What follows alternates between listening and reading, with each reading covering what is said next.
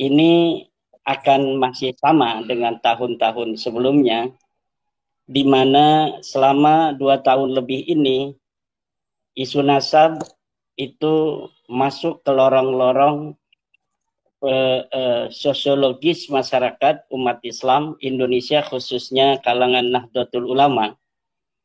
Karena setelah konklusif bahwa nasab Ba'lawi ini bukanlah sebagai keturunan Nabi besar Muhammad SAW, berdasarkan kajian nasab, kajian ilmu sejarah, juga tes DNA mereka yang melenceng kemana-mana, di mana keturunan baginda Nabi telah secara presisi teliti oleh para pakar-pakar DNA bahwa DNA mereka adalah J1, sedangkan Ba'lawi dari berbagai macam sampel yang telah dapat kita unduh di di berbagai macam platform milik perusahaan DNA, bahwa DNA Ba'lawi ini adalah mayoritas G, 90-90% ya. Jadi ini akan sangat sulit jika Ba'lawi dalam keadaan semacam ini masih mempertahankan diri bahwa mereka ingin diakui sebagai keturunan dari baginda Nabi besar Muhammad SAW, beserta seluruh data dan tren masyarakat yang terus uptrend, ya, di mana masyarakat selain dalam kajian epistemologis bahwa nasab Ba'lawi ini telah terbukti bukan sebagai turun Nabi, juga kajian sosiologis bahwa ada masalah relasi hubungan antara masyarakat kita di level bawah dengan bagaimana Ba'lawi memperlakukan mereka secara spiritual. Nah, jadi saya kira polemik nasab ini akan sama saja seperti tahun 2024 yang akan kita hadapi di tahun 2025 ini, sepanjang Ba'lawi ini masih mengaku sebagai keturunan baginda Nabi besar Muhammad SAW. Dari variabel-variabel yang Ba'lawi dapat gugatan dari masyarakat, baik dari epistemologis melalui kajian DNA, kajian nasab, dan kajian sejarah, maupun dari variabel sosiologis yang masih belum mereka dapat meninggalkan cara-cara masa lalu di mana mereka masih menganggap diri mereka sebagai turun Nabi, masih menganggap kiai-kiai di Nahdlatul Ulama sebagai pengawal-pengawal dari para habaib, masih menganggap bahwa darah mereka lebih mulia, sementara telah jelas bahwa darah mereka bukan darah keturunan Nabi, bukan darah keturunan Arab. Darah mereka adalah darah keturunan orang-orang Kaukasus yang kemudian pindah ke India, kemudian mereka mengalami proses genealogi dengan orang-orang India, kemudian pindah ke Yaman, kemudian pindah ke Indonesia. Makanya di dalam genealogi mereka secara DNA itu ada gen-gen India yang sangat kental, yaitu karena memang ada perpindahan mutasi dari Kaukasus kemudian ke India, kemudian ke Mirbat. Dari pelabuhan Mirbat itu pindah ke Hadramaut, kemudian masuk ke Tarim. Dari situ mereka beranak pinak, kemudian mereka pindah ke Indonesia ini. Sementara begitu, dan ini 2025 juga akan diwarnai oleh kitab atau buku saya yang merupakan buku jawaban atas buku daripada Rabita Alawiyah, di mana di Rabita Alawiyah itu menyusun sebuah tim dengan nama tim Persatuan Umat, kemudian membuat sebuah buku yang mengatakan tentang bagaimana keabsahan nasab Ba'lawi. Kemudian saya menulis sebuah buku Ulama Nusantara Menggugat Nasab Palsu. Nah, ini adalah merupakan jawaban konklusif yang saya kira jawaban-jawaban dari Rabita Alawiyah yang tertuang dalam buku terakhir mereka yang ditulis oleh Hanif Alatas CS itu adalah kekuatan terakhir mereka di dalam membela nasab Balawi.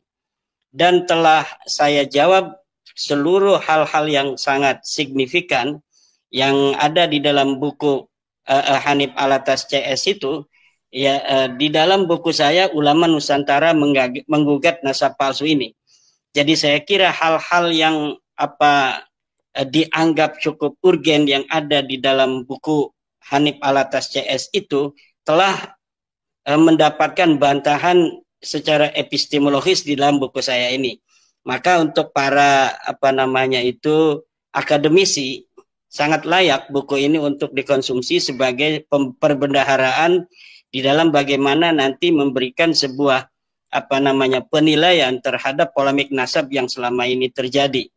Misalnya tentang hal-hal yang sangat urgen di dalam buku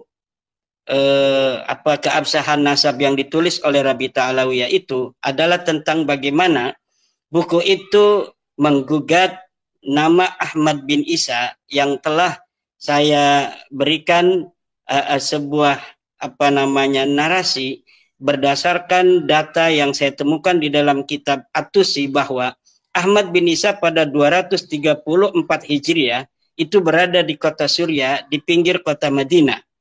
Dan kemudian buku Hanif Alatas itu berusaha untuk memberikan antitesis bahwa Ahmad bin Isa yang ada di dalam kitab At-Tusi itu bukanlah Ahmad bin Isa bin Muhammad An-Naqib. Dan itu bantahannya sudah ada di dalam buku saya menggugat nasab palsu ini. Kemudian juga berbagai macam manuskrip yang coba untuk diberikan oleh Hanif Alatas CS itu semuanya kepalsuannya sudah saya buka di dalam buku ini pula. Berbagai macam kitab-kitab yang telah diinterpolasi, kitab-kitab andalan mereka juga telah saya bantah di dalam buku ini pula. Kemudian tentang kitab nasab yang pertama kali menyebutkan nama Abdullah yang merupakan anak Ahmad bin Isa menurut mereka, yaitu kitab An-Nafa Al-Ambariyah. Di dalam buku menggugat nasab palsu ini pun saya telah ketengahkan bagaimana pendapat ulama tentang kitab An-Nafa Al-Ambariyah, bahwa kitab itu yang ditulis oleh Muhammad Kadim, penulisnya itu laisa min hada sya'ni, tidak termasuk orang-orang yang ahli di dalam bidang ilmu nasab. Sehingga dengan penilaian para ulama ahli nasab bahwa kitab An-Nafa Al-Ambariyah penulisnya Muhammad Kadim 880 itu dianggap laisa min hada sya'ni, dengan itu maka segala apa yang tertuang secara objektif di dalam kitab itu tidak bisa diterima secara kajian ilmu nasab, karena ahlu hada sya'ni, para ahli-ahli nasab itu tidak mempercayai Muhammad Kadim yang menulis kitab nasab itu, tetapi dia tidak memiliki kredibilitas dan kepakaran di dalam fan ilmu nasab. Kemudian Tuhfatul Talib, kitab kedua yang memberikan yang menulis nasab Alwi bin Ubaid bin Ahmad bin Isa, juga bagaimana nanti di dalam kitab ini pula telah saya ungkap bahwa mereka atau Ba'lawi ini ditulis di dalam kitab Tuhfatul Talib itu bukan berdasarkan atas referensi kitab nasab yang ada sebelumnya, tetapi berdasarkan ba'dut ta'alik yang ditemukan oleh pengarangnya. Jadi sangat tidak kredibel dan tidak siqah untuk dijadikan sebuah referensi nasab, di mana sebuah nasab itu haruslah diambil sebuah referensi dari kitab yang syarat kitab itu alla takuna mukhalifatan lil usul, tidak boleh bertentangan dengan kitab-kitab nasab yang sebelumnya. Sementara seluruh kitab setelah abad ke-9 dan ke-10, yaitu Tuhfatul Azhar, kemudian Ar-Raudul Jali, itu telah terbukti pula sebagian dari kitab itu merupakan kitab palsu, dan sebagiannya lagi adalah kitab yang sangat tidak bisa dipercaya. Kemudian di dalam tulisan-tulisan Hanif Alatas pula mengetengahkan tentang framing bagaimana saya meninggalkan kaidah-kaidah ilmu nasab menurut mereka. Di dalam buku ini pula saya ketengahkan seluruh kaidah-kaidah ahli nasab dan bagaimana relasinya kaidah itu ketika diimplementasikan dengan nasab balawi. Semuanya dari kaidah-kaidah itu berkesimpulan bahwa nasab balawi adalah palsu. Silakan nanti para masyarakat akademisi untuk membaca buku saya ini. Kemudian berbagai macam juga narasi yang dibangun bahwa ulama-ulama kita seperti Syekh Nawawi At-Tanara Al-Bantani, kemudian Syekh Hasim Asy'ari, Syekh Soleh Darat, Syekh Khalil Bangkalan mengisbat nasab balawi. Di dalam buku saya ini pula saya ketengahkan bagaimana bahwa klaim bahwa para ulama Nusantara mengisbat nasab balawi itu tidak benar.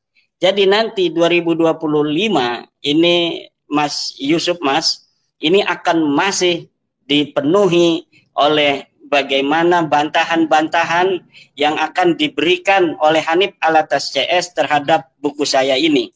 Dan saya berharap mereka bukan hanya berani untuk membantah melalui buku dari kejauhan, tetapi juga saya berharap mereka berani duduk di hadapan para ilmuwan, di hadapan para doktor dan profesor di sebuah kampus untuk bagaimana narasi-narasi yang mereka bangun itu sebenarnya adalah narasi-narasi kosong yang dibangun di atas ruang hampa. Dan saya akan buktikan nanti di hadapan para doktor dan profesor itu yang mempunyai kredibilitas ilmiah di dalam ilmu sejarah dan metodologi penelitian. Mereka sebagai juri nanti akan memberikan penilaian terhadap bagaimana tesis dan antitesis dari apakah Balawi ini adalah keturunan Nabi atau bukan.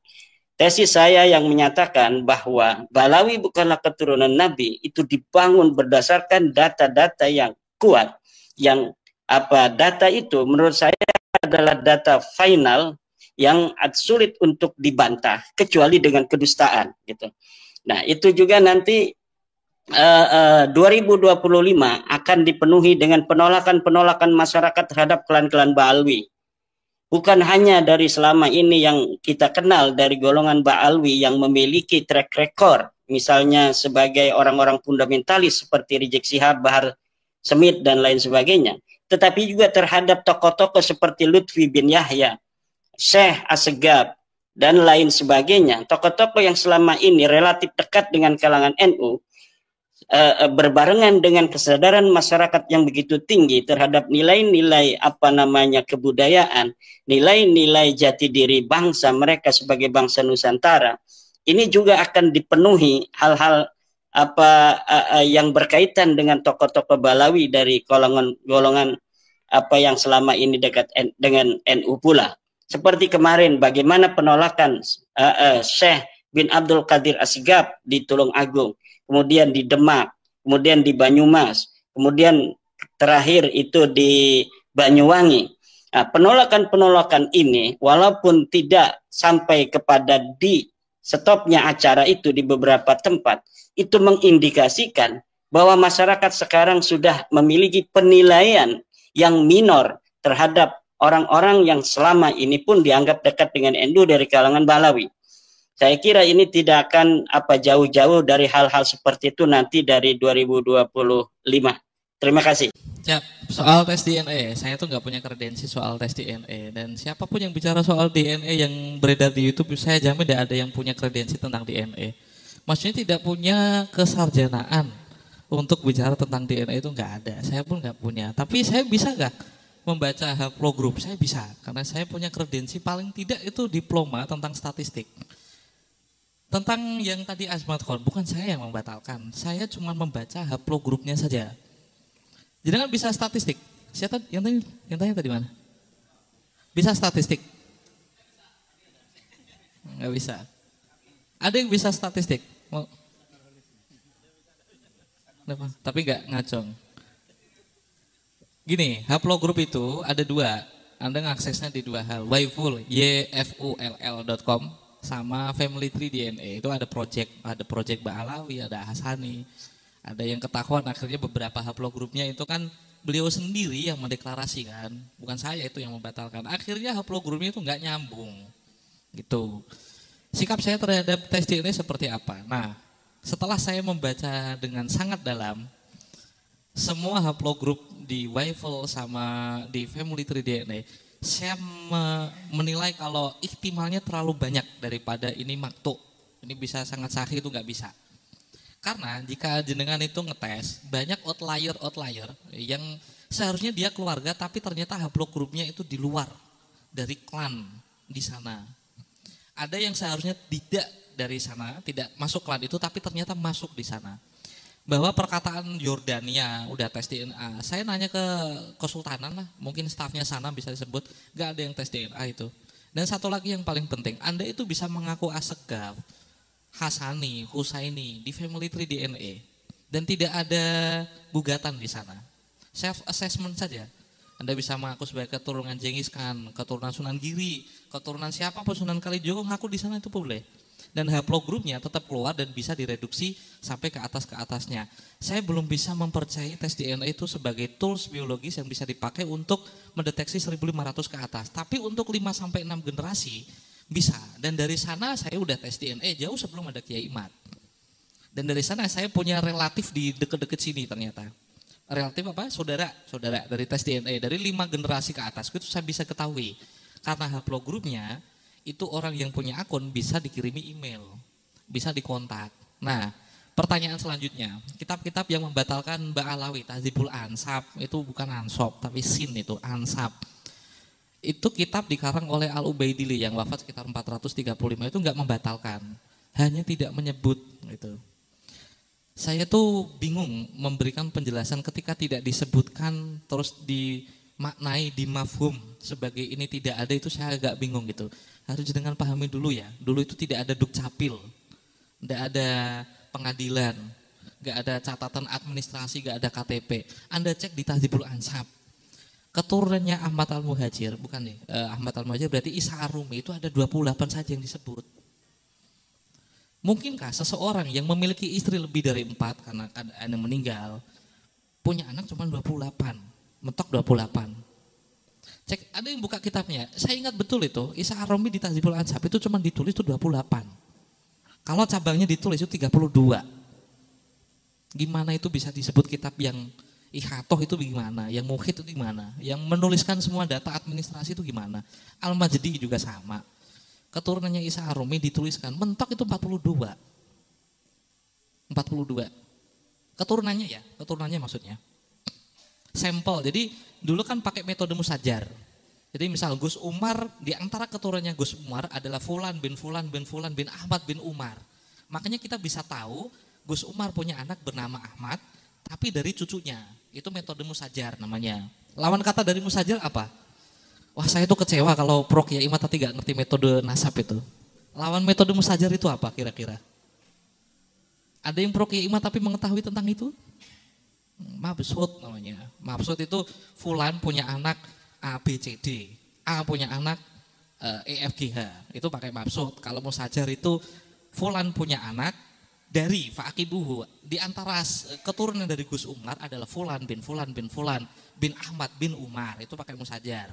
Kalau metode mabsud atau membasat, Gus Umar punya anak 4, Ali, Umar, Fulan. Fulan punya anak 3, itu pakai mabsud. Nah, kenapa saya tidak mempercayai As-Sajurah Al-Barokah? Cek manuskripnya yang dimiliki oleh As-Sajurah Al-Barokah, jika benar itu ditulis oleh Fakhrul Razi. Dia harus memakai metode musajar. Ketika dia bertemu dengan Al-Marwazi sekitar tahun 600-an ya, atau di versi manuskrip 597. Dia ketemu Al-Marwazi dan bertanya, ajari aku tentang ilmu nasab. Dari semua pelajaran kayaknya ilmu nasab deh ya belum aku pelajari. Al-Marwazi memberikan tawaran, mabsud atau mansur, mubasat atau musajar. Mabsud juga bisa aku pahami, berarti kan harus dipilih dengan musajar. Seharusnya As-Sajurah Al-Barokah itu redaksinya adalah Umar punya anak, punya keturunan, di antaranya adalah Fulan bin Fulan bin Fulan bin Ahmad bin Umar. Cek As-Sajurah Al-Barokah, pakai metode itu enggak? As-Sajurah pakai metode mubasat. Mungkinkah seseorang yang diberitahu ilmu metodenya cuma tunggal, dia bisa memberikan informasi dan bisa mencetak kitab nasab dengan metode yang lain? Itu tidak masuk akalan yang paling pengen saya tunjukkan ke Kiai Imad tapi belum dijawab juga gitu. Itu untuk menjawab ya tahdhibul ansab itu bisa dianggap membatalkan atau tidak. Saya tuh nggak bisa menilainya seperti itu. Kalau penilaiannya tidak disebut, iya. Apakah itu berarti tahdhibul ansab membatalkan? Saya jawab tidak. Itu mafhumnya kan. Mafhum berarti kan kita ambil 50-50 lah. Berarti membatalkan juga tidak karena tidak disebutkan. Oke, terus tentang haplogrup azmatkon, tes DNA. Aduh, ini karena nyebut sebuah sebuah klan. Saya itu mempercayai cekcok ini jika benar bisa disebut cekcok itu ke cekcok antar keluarga biasa gitu. Azmatkon menurut versi yang paling sahih dari manuskrip yang sudah saya lihat itu kan dari Bani Amil Faqih. Itu kan pamannya dari Faqih Muqaddam yang tadi. Mbak Alawi sekarang itu semuanya kan 100%-nya kan keturunan dari Faqih Muqaddam. Faqih Muqaddam punya paman namanya Amul Faqih. Amul Faqih itu yang menurunkan Wali Songo. Jadi ini cekcok kakak beradik biasa gitu. Misanan lah ya, misanan cekcok udah biasa. Saya nggak pernah melihat ini sebagai isu yang personal bagi saya. Saya kenal Ustadz Husain itu sudah lama. Orang itu bisa dinilai dari rekam jejaknya. Saya sejak dulu main media sosial itu sekitar 2009. Twitter saya itu paling tua dan semuanya centang biru. Cie dong, cie. Centang biru semua itu saya melakukan konflik dengan siapapun. Terakhir itu sama Buya Arozi Hashim. Terakhir sama Buya Sakur. Terakhir sama Ulil Absar Abdallah. Ya rekam jejak saya seperti itu. Saya selalu berusaha untuk belajar dengan cara seperti ini. Aneh memang, tapi itulah cara saya belajar. Saya asegaf atau tidak? Saya bukan asegaf. Saya bukan al-Habsyi jika itu ada gosip-gosip itu keluar. Kiai Imad pun meminta maaf ketika dia berkata kepada seseorang di sebuah channel, saya itu melihat Tumail Abbas sudah nggak objektif karena aku melihat sebuah lukisan. Saya itu ngirim WA ke beliau dan beliau minta maaf. Setelah itu kan beliau nggak memanggil saya Habib lagi kan. Saya nggak pernah membuat hal itu sebagai relevan itu, nggak pernah relevan. Saya pun nggak pernah mengunggah komentarnya Kiai Imad yang meminta maaf itu. Apa kepentingannya? Yang punya kepentingan itu kan Kiai Imad bukan saya. Kepentingan politik saya nggak tahu. Ya, harus Kiai Imad sendiri yang menjawab. Tapi saya bisa menjelaskan hal ini secara ilmiah. Ini ada pendekatan historis. Tes DNA bisa atau tidak? Kecuali jenengan bisa menjawab, bisa membaca statistik atau tidak, saya berani jawab. Saya perlu ngerti dulu sejauh apa mukhotob saya ini. Gitu. Selevel atau tidak? Gitu. Bisa statistik minimal. Saya omong kosong ngomong DNA itu, semua nggak ada yang tahu. Statistik minimal. Kalau Anda bisa, jenengan bisa statistik, saya bisa tunjukkan semua haplogrupnya Azmatkon dan Mbak Alawi. Dan kita tunjukkan siapa yang paling sahih nasabnya kepada Hasan dan Husain misal. Itu kalau Anda bisa statistik minimal. Ada yang bisa statistik? Statistik sederhana. Tuh kan gak ada yang berani. Terus yang terakhir apa ya? Lebih dulu mana? Saya ingat saya Kiai Imad itu muncul di bulan November 2022. Sementara Bahar Smith itu ngomong sekitar bulan Januari. Saya ingat saya di live-nya. Jadi Kiai Imad itu kan bikin tulisan bulan November. Diamplifikasi sama Cokro TV di Syafiq Hasyim. Di Cokro TV sama Geotimes. Terus diunggah lagi sama Lora Oying, Kholili Kholil. Itu di alif.id. Terus ditambah bulan Mei kalau nggak salah itu saya baru notice permasalahan itu. Bahar Smith ngomong saya ingat saya Januari Februari. Mana yang lebih dulu kemungkinan Kiai Imad. Tapi yang lebih dulu sebelumnya adalah Ali Din sekitar 2018 atau 2019. Konflik pertama dengan Kiai Ali Badri ya. Tapi karena ini personal saya nggak pengen membahas itu. Itu saya pengen tetap berpijak kepada satu hal yang sangat mulia. Jangan hinakan penelitian saya untuk hal seremeh ini gitu. Tolong hargai bagaimana saya mencari manuskrip itu. Saya bukan Mbak Alawi, tapi saya menjunjung dan sangat mencintai ilmu gitu. Jika saya Anda ragukan, bisa Anda tanyakan kepada semua orang. Teman-teman saya itu nggak bakal nanya ini personal atau tidak. Saya nggak pernah menjawab itu. Semua teman saya percaya. Karena saya punya rekam jejak, berani berkonfrontasi dengan siapapun. Jangankan Kiai Imad, dulu itu kita berdebat sama kayak siapa itu Indonesia Tanpa Jil, terus sama ulama Syiah itu 5 orang saya tobatkan gara-gara Syiah itu. Tidak pernah saya viral karena memang seperti itu Mas Husain. Twitter saya Stakov. Anda bisa cari kata kunci tertentu di sana dengan tokoh-tokoh yang sangat viral di masa lalu. Ada saya di sana gitu. Jadi orang kan bisa dinilai dari rekam jejak. Saya tidak pernah melihat cekcok saya di media sosial sebagai kasus yang personal. Saya tidak pernah melihat itu. Maksudnya apa ya? Ada yang bisa digali lebih dalam dan lebih mulia dari itulah ya. Terus yang terakhir apa ya?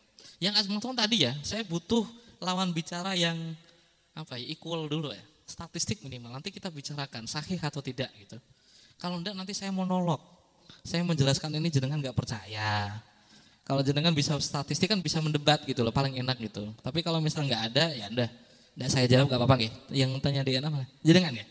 Itu kalau jenengan bisa tes, saya nggak bicara tentang materi DNA-nya. Saya percaya silsilah itu fenomena biologis maksudnya. Dan harus dijawab dengan tools atau peralatan biologi. Tes DNA salah satunya.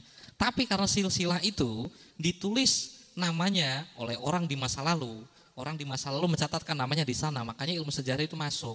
Saya mencarinya di sana. Jadi selama tes DNA masih mutamal, ya idza waradul ihtimal saqata bil istidlal. Ngapain kita pakai dalil yang ihtimal gitu, mimpi aja tidak kita pakai jadi dalil. Ngapain yang ihtimal kita jadikan dalil? Mungkin gitu ya. Enggak apa-apa, silakan dilanjutkan sampai jam berapa ini? Ada lagi enggak? Kalau enggak mending ya. Belum bisa jadi. Saya masih belum melihat untuk family tree DNA database-nya itu bisa mengcover semua orang. Saya kasih contoh kemarin Gus Umar, saya kasih tahu. Haplogrupnya Musa Al-Kazim apa Kang? Ngerti? Yang dari Wali Songo itu akhirnya mengisbatkan ke Musa Al-Kazim. Ngerti haplogrupnya? Yang tadi DNA mana sih? Atau mana? Yang haplogrupnya Musa Al-Kazim, ngerti gak? Enggak. Musa Al-Kazim itu dari family tree DNA, bukan keturunan Imam Husain. Masuk akal gak kira-kira? Nanti tanyakan ke temanmu yang ngerti DNA atau Raden Fakih. Haplogrupnya Musa Al-Kazim di family tree DNA itu tidaklah keturunan dari Imam Husain. Masuk akal tidak?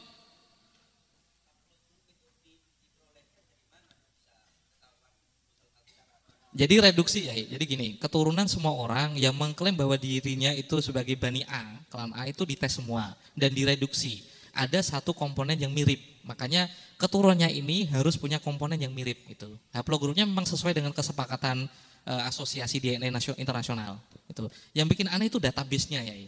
Jadi itu kan perusahaan swasta mengumpulkan semua hasil tes DNA banyak orang, terus dicarikan. Ada sifatnya promosi haplogrupnya Imam Ali. Sayyidina Husain, Sayyidina Hasan.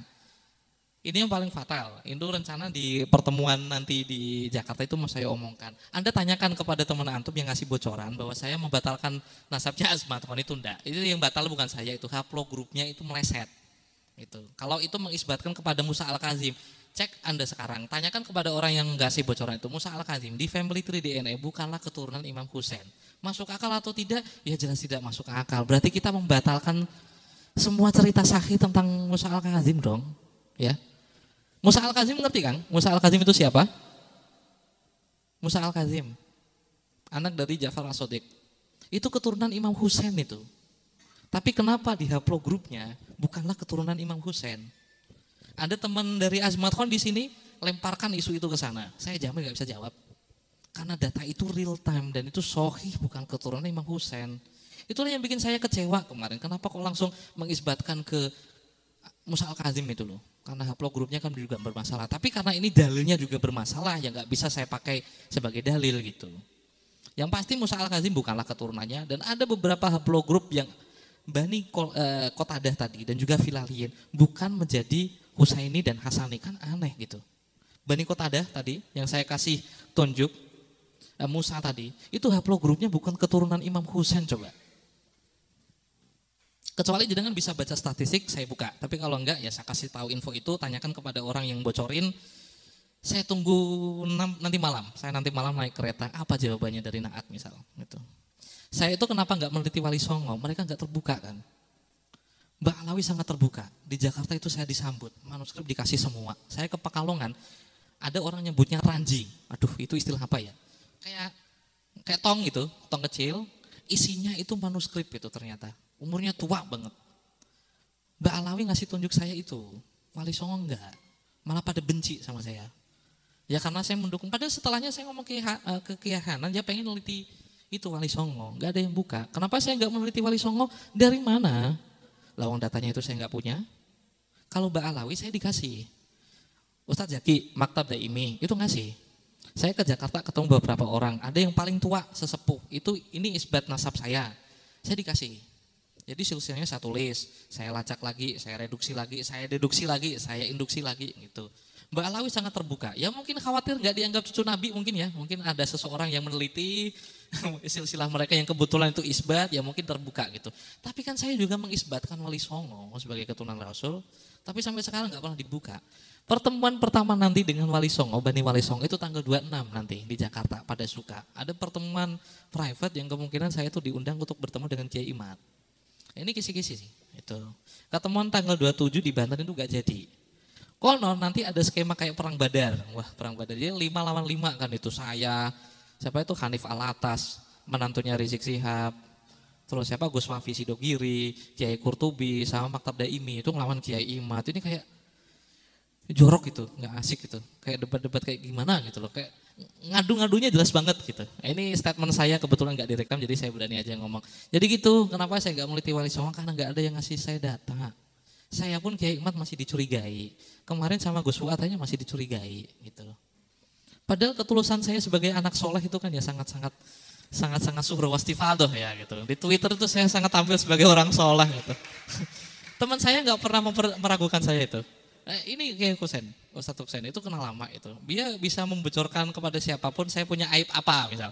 Nggak ada aib, saya pinter aja nyembunyiin ya sebenarnya. Kalau nggak ada percayaan saya kembalikan. Ada pertanyaan lagi? Saya nggak bisa jawab. Itu.